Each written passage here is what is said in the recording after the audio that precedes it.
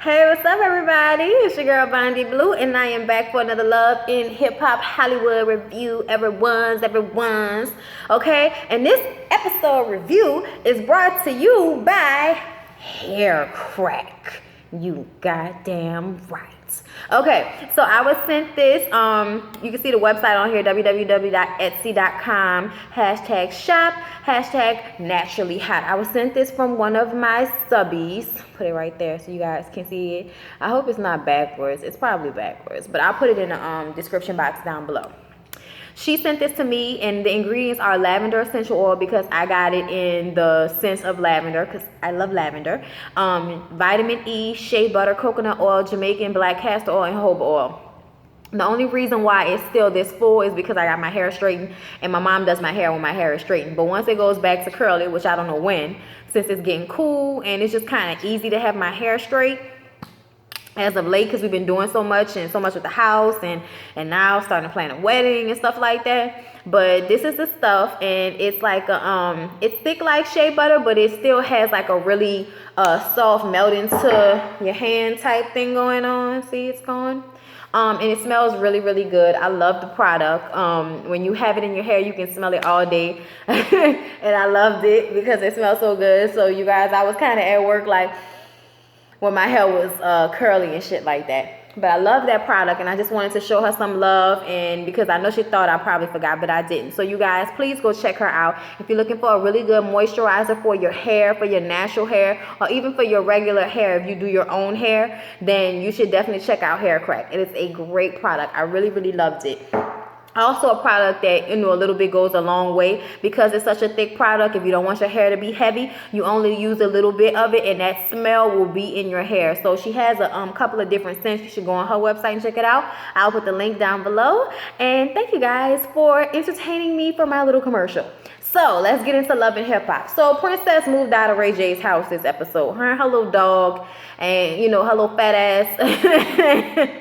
And I didn't mean fat in a bad way, because that bitch is fine as a motherfucker. Like, I gotta give it to Princess. She may not be all that smart, but that's a pretty fine ass girl, man. I understand why all y'all niggas is going crazy over her, okay?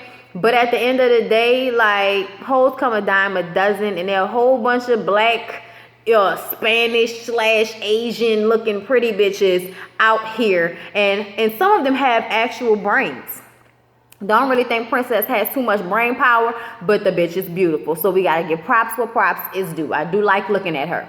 So Hazel invites Tiara Marie over to her new apartment to stun on that ass. Okay, it's a really nice place with a really beautiful view. Hazel talks to her about Jason Lee and what happened with Nikki Baby. And I only mentioned this part because I thought it was so fucked up the way Tiara was laughing about the shit. Y'all know I like Tiara.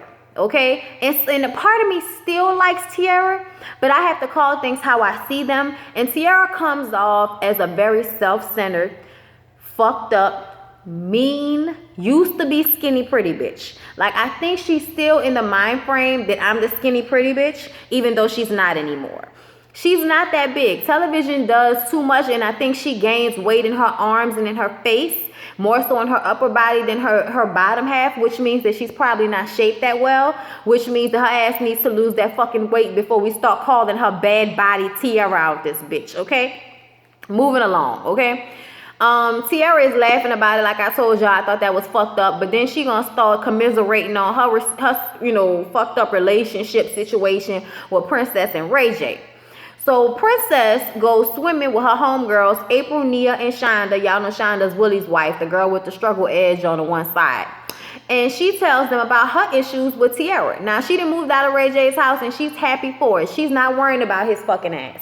But she got a problem with Tiara because she feel like you was trying to be my friend, and you infiltrated my relationship, kind of tried to fuck it up, and you was supposed to be trying to be cool with me. That's fucked up. So she tell her homegirls that she got this little day party she having, and she invited Tiara, and Tiara doesn't know that she has a problem, but she want her homegirls there to back her up in case some shit pop off. So everybody shows up to the day party, and I thought she was gonna take the bitch to the side, but she did not take her to the side. She asked her in front of everybody, had Tiara talked to Ray J. And Tiara was like, yeah, I texted him. She kept it real. She told her I texted him about me and you going to Vegas, bitch. I sure in the fuck did. And then, you know, when they get into it and Princess was like, okay, like, I thought so, bitch. That's real grimy of you. You know what I'm saying? That's real, like, you know, knowingly grimy of your pathetic, thirsty ass. Because that's exactly what that comes off as.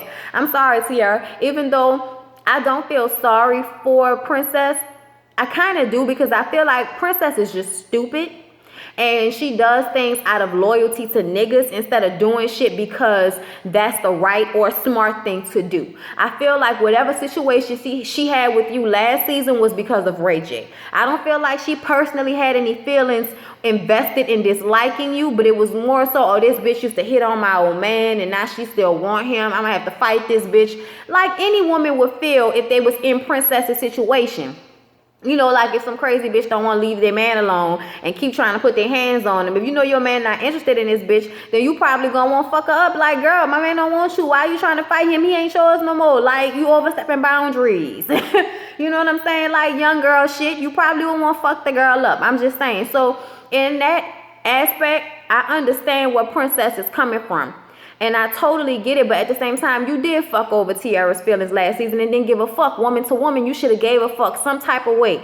Enough to not try to, like, engage in that fuck shit with her. Throwing her shit, talking about her pussy. You kind of brought the drama, if you ask me. And now it seems like you want to act all surprised. But Tiara told you, bitch, maybe you need to smarten up and realize that when somebody was your fucking enemy last season, they're not going to be your BFF this fucking season, okay? And Princess, you know, hit her. It looked like she hit her. She threw a hard ass punch, and Moniece threw her water all in that bitch's blowout. And I was like, ooh, I would have fucked Moniece up. But it looked like Moniece probably would have fucked not Tiara, Princess up. Because even though Princess looked like she got them hands, don't Moniece look like she got them crazy skinny bitch hands? Like, crazy skinny bitch hands are fast, quicker, and them hoes can take a punch as long as you don't hit them in a couple of places. Stomach, pussy, face, okay? Like, other than that, arm, even the side of the face, but like straight on, they can't take that shit because they skinny. Hoes, bones don't be all of that, you know what I mean? I'm just playing. Nah, but it do look like Moniece probably would, you know, get in that mix and fuck somebody up. I'm just saying, it don't look like it would be a Molly Wop like you hoes think it probably would be, because Princess was a stripper and she might have the stripper strength. Girl, you ain't stripped in a long time. You probably ain't been stripping since you was with Floyd. Okay, I don't want to hear that shit. And that's another thing. Princess was talking all that shit about Tiara fucking all Ray J friends, but it was like, didn't he steal you from one of his friends, bitch? What are you talking about? All y'all hoes are shared. What are you talking about? You shared too, bitch. Don't be trying to put TT out there like that, like it's just her. You did that shit too. It just so happened she gained weight. And her body frame ain't the same as yours. So that nigga gonna pick who he think look better and who he don't have the most drama with. I heard y'all engaged now, so I don't even know, like, what the fuck this whole little get up is about. You packing your shit, U-Haul movers, doggy looking sad, fighting with Tiara, telling him fuck him. Look like y'all still gonna get back together, and I probably can trust my instincts and say that Ray J is still the same nigga. So I don't, you know, understand at all, and which is why I think that Princess is not that smart. But they continue to go back and forth and, you know, almost get into a fight. And, you know, eventually Princess starts crying and was like, you know, that's real fucked up. You a fucked up person. You ain't shit. You suck everybody dick, bitch. You fat. He ain't gonna want you. And then they start to try to fight again. And then she say, you know, eventually she gonna fuck her and Moniece up. And I'm like, girl, more power to you. I ain't mad at you. Whatever. Let them hoes be fucked up. Nikki and Lil B talk about Kamaya and Jason Lee, and we, you know, get Nikki, I'm sorry, Lil B's standpoint on people fucking with her family, okay, or friends, whoever's in that mix. She got a fucking problem with y'all. This overly expressive, little small, overly energized bunny bitch, are you on coke? Like, what is wrong with you? Like, I really feel like you be doing the absolute most when the shit ain't got nothing to do with you talking about you and your husband going through it right now, so you gonna put all your energy on your friends. Girl down.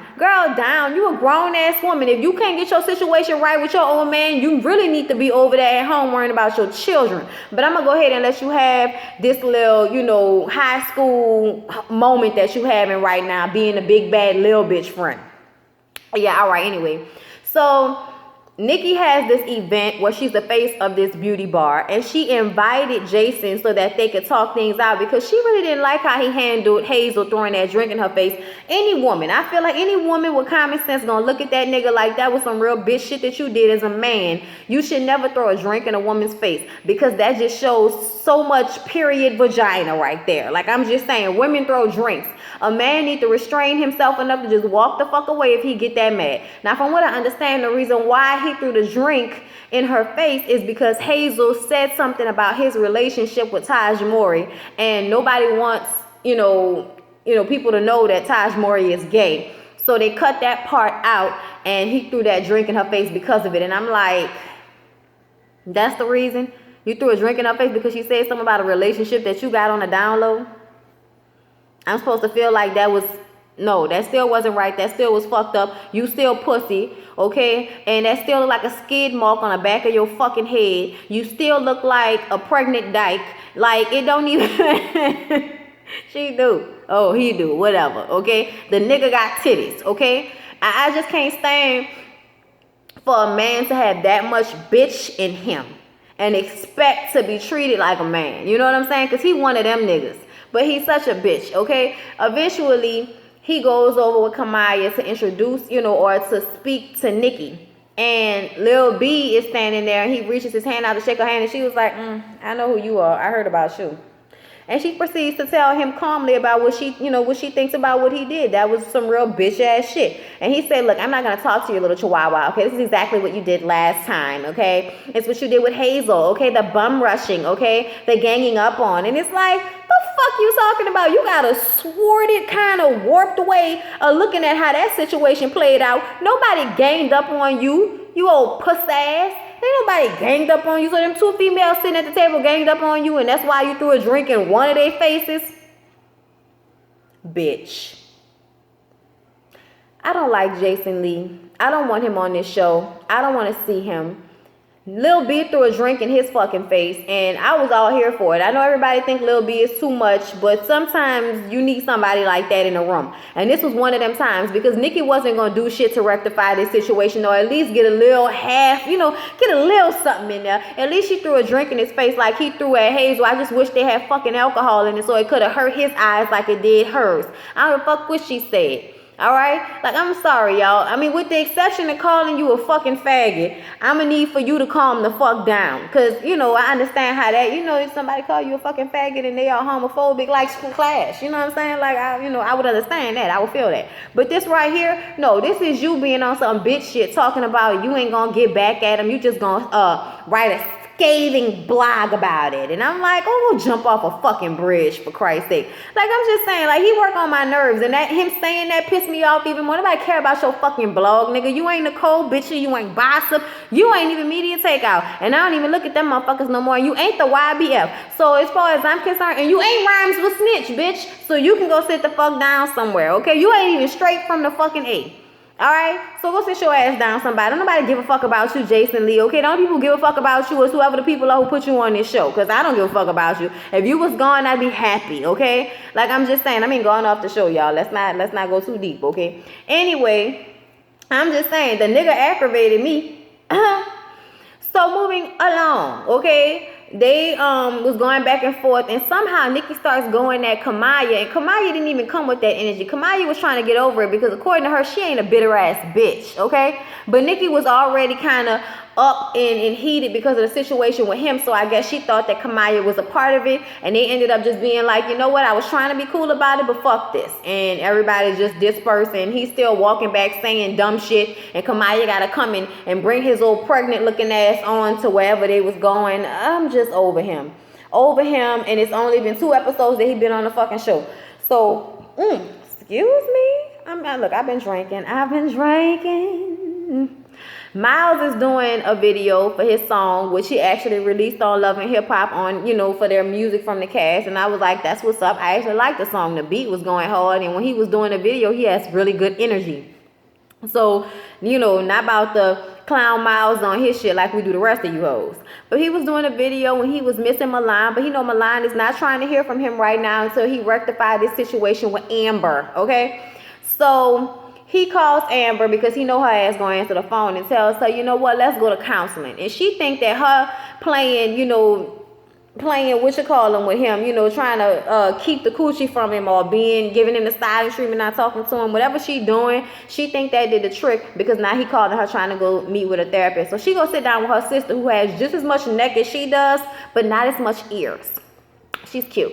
And they basically sit down and talk, and I feel like her sister knows that Miles is gay, but she don't want to say it to Amber because I guess she was close to him too and wants him to tell her. But I still feel like if that was my sister, I'd be like, girl, now you know that boy like boys. You've been knowing that boy all these fucking years, and you just sat here and called him your Ken doll, and you was his Barbie, which means he was dressing you. That nigga's gay, and you just in denial, okay? Like, if it was my sister, I'd have said that shit. But, to each his own. They get ready to go to therapy and shit, and he has to go and pray about it and get his mind right about it and have his come to Jesus moment. And he goes to the therapist and sits down with the therapist before Amber shows up and talks to the therapist about his feelings and what he's going through and how, he starts to cry. And I really felt bad for him. I really felt bad for him because when you have a strict church family, especially in a black community, they make it seem like you turning your back on God and on them because you're gay, because you want to be happy and be with who you want to be with. It's funny because I feel like even though my parents may not have raised me to be bisexual, because we were Catholic, and my mom, did have issues with it for a very long time. My daddy ain't even really deal with it. He didn't want to talk about it. You can do whatever you want to do when you get out of my house. That was his motto. But even though I was not raised that way, I was also not raised to look down on people. I was not raised to be biased to people. I was not raised to judge gay people. I was not raised that way. So when I realized my feelings and who I was, being a bisexual young black girl, really didn't even realize I was bisexual because I had totally stopped dating dudes, even though I still like some. I was mostly tunnel vision for the girls that I was fucking with.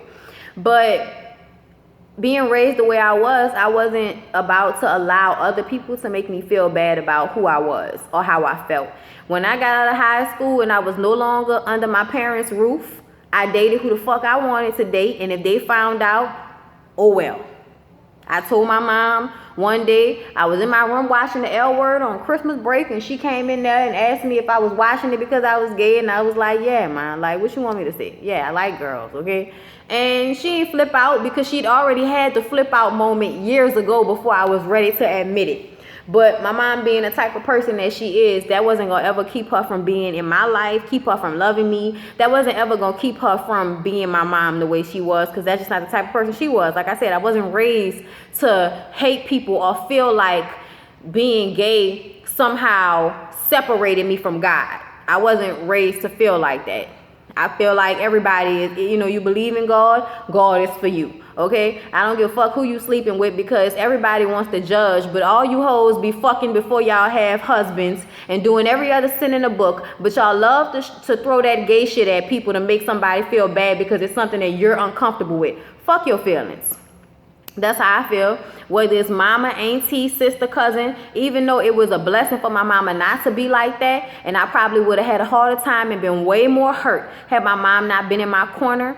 But at the end of the day, as a grown person, I'm going to live my fucking life the way I want to live my life. And if you got a problem with that, then you don't need to be in my life. And that's fine. That's fine. It'll hurt me. And I'm going to always feel some type of way about that on the end. But I will still go on with my everyday life and live my life happily and be with who I want to be with. Because at the end of the day, my life is my life. I'm not living my life for other people. I'm not living my life for their religious beliefs and how they feel. Because how they feel is how they feel. They don't have to live in my body and live with my emotions and thoughts and urges and all of that shit. So fuck how they feel. You know what I'm saying? They're going to make this whole big thing out of the gay and hip hop thing. I think they're going to do like a love in hip hop, being gay. I don't know. I saw a preview for it. I don't know if I'm going to really watch the shit because, like I said, it ain't in my frame of thought to be on the opposite side of it. If you want to be fucking gay and be a rapper, be gay and be a fucking rapper. I just can't stand you motherfuckers that act like you not gay and be super duper gay. Like, oh, okay, I'm supposed to act like that's not super duper gay because you did it because it was you. I'm supposed to act like that's not gay. Okay, whatever. But I also know that in this society, as a black man, it's not that easy. It's not that easy at all. And I understand why Miles felt the way he felt and wanted to keep that shit under wraps because of who he is in his career and also who he is to his family. I understand, and I get why it was so hard for him. I understand why it was harder for him than it was for me. You know what I'm saying? I get that. And I felt so bad for him, and watching him cry, I felt that in my heart for that man. I really, really did. And I hope that everything works out for him. I hope that his family comes around, because honestly, family be feeling bad because they think other people are going to judge you, but they still love you. But they feel the stigma of other people judging their kid and judging them, wondering what they did to fuck their kid up and all of that type of shit. But that's not real, okay? And everybody fuck their kids up in one way or another. So, you know, you can't think like that. You got to think like, I love my child. I'm going to be in my child's life regardless. Who they sleep with is not my business at the end of the day anyway, okay? And whether you was going to have grandchildren or not wasn't, you know, ain't going to be up to you either way. So I feel like people need to just go ahead and support and love their kids so that they can not feel alone and not feel like it's just them against the world. Because when that happens, then they make worse decisions. But when they people be on their side and be in their corner no matter what, they make better decisions and they are happier people. So I hope everything works out or worked out for Miles and his family. And, you know, however that's going to go down. The next episode, they're going to get more into it and with his mom. And she going to talk about, you know, so you saying fuck God because you gay. And I'm like, did you say fuck God when you had sex before marriage, or when you curse somebody out, or when you think malicious thoughts, or whenever you sin? Is it you saying fuck God in that moment, or is that you being human? Let me know. Let me know, Mom. What's up with that? That shit pissed me off. Like I'm going to say, really? Like, that's what I'm saying. Fuck God. Really? Really? No. No, no, no. Sit your ass down somewhere. God. Fuck wrong with you? What's wrong with you? Okay? I love God. What's up with you? You know what I'm saying? Like, anyway, moving along, y'all. Willie and his wife are still having issues because she wants this money, okay? It's very apparent that stripper life to being with somewhat celebrity was an easy transition for her, but now being with a struggling artist is not so much of an easy transition. So she is hell-bent on wrapping her ass back around a pole if Willie can't come through with this money. Now Willie is having issues because he is signed to an independent label that has his album on the freeze, and he has an offer from a major label, but they won't be able to take him from the independent label, and they don't want to deal with him with the independent label attached to him. So he is caught between a rock and a hard place, and he asked for his independent label to let him go, but they don't know if they will be able to do that because they feel like, you know, they put a lot of money into him, but they not making no money for him right now. So he at a standstill. He can't make no money to support his family. Y'all not putting his album out, and then y'all won't let him move on. Y'all fucking over that man. I can't stand record companies with that fuck shit. That's why I don't even be with no fucking don't even be with no little indie label, man. Just do your own fucking thing. They got YouTube and all of these different avenues to put your shit out. You can put your music out on iTunes without even being on a record label, okay? Especially when people already know who you are. And your fucking ass, the YouTube page, put your sample music up there, put your sample music on SoundCloud, put that shit on iTunes, people to buy, put that album out for on iTunes, Amazon, all that shit. That's ways to get this shit popping without labels encroaching on your way of making fucking money or taking more money out your pocket because of the money that they put forward to help you put your music out. Fuck shit. So, you know, I hope Willie pull it together because his wife Shonda look like she itching for that stripper bitch money. And I want her to stop because she has a daughter and a young son. And that would look a hot ass mess. And I don't know if you would be able to keep your husband if you go back stripping, bitch. I know you think that money is so important, but is it more important in your marriage? Because it don't look like you're gonna be able to keep your husband if one too many people come up to Willie talking about, yeah man, I saw your wife at the club the other night, man. That'll collapse. Okay, that'll collapse. Yeah, no, that's not cool at all. So yeah, that was everything that happened on Love and Hip Hop Hollywood. Hope y'all enjoyed the view. Please don't forget about my girl with her naturally hot hair crack. Don't forget about it. Check it out. Really good product. Smells awesome. She has different ones. Yeah, so check that out on Etsy. I love you guys, and I'll see y'all in my next review, okay? Peace out.